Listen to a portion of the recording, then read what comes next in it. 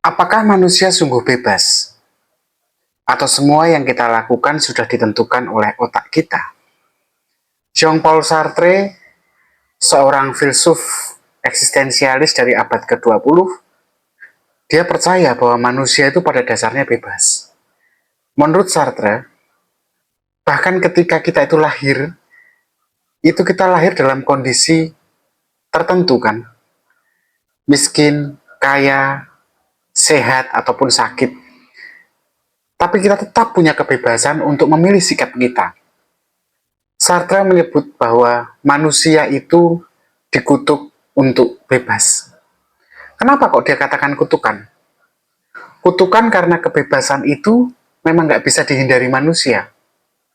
Tetapi, akibat dari kebebasan itu, kita selalu harus bertanggung jawab atas pilihan-pilihan kita.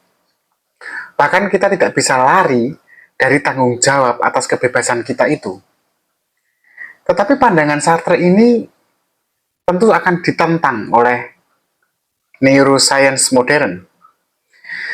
Sejumlah eksperimen menunjukkan bahwa keputusan yang kita anggap bebas sebenarnya sudah diprediksi dari aktivitas otak beberapa detik sebelumnya. Seolah-olah otak sudah memilih duluan, baru kemudian kesadaran kita menyusul. Kalau dari sudut pandang neuroscience, kebebasan itu hanyalah ilusi.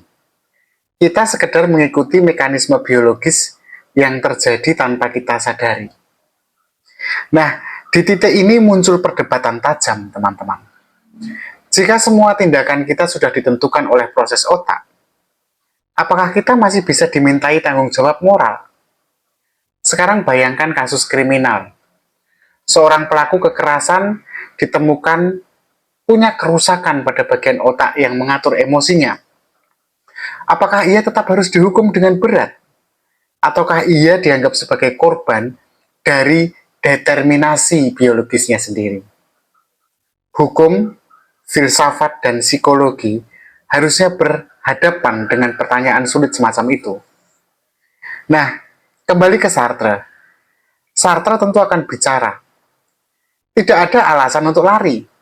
Bahkan dalam kondisi paling terdesak sekalipun, manusia tetap bebas untuk memilih sikap.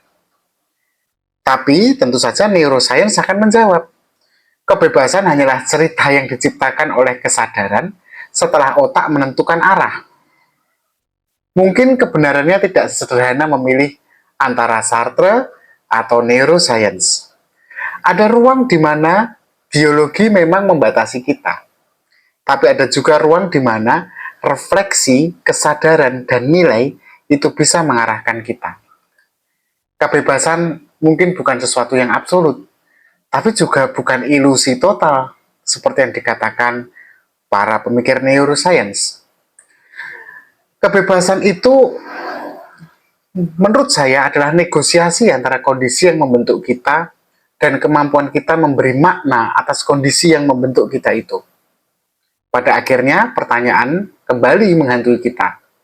Ketika saya berkata, saya memilih jalan hidup saya sendiri. Nah, lalu muncul pertanyaan, apakah itu benar-benar suara kebebasan atau sekedar gema dari determinasi otak kita? Terima kasih, tetap berpikir kritis.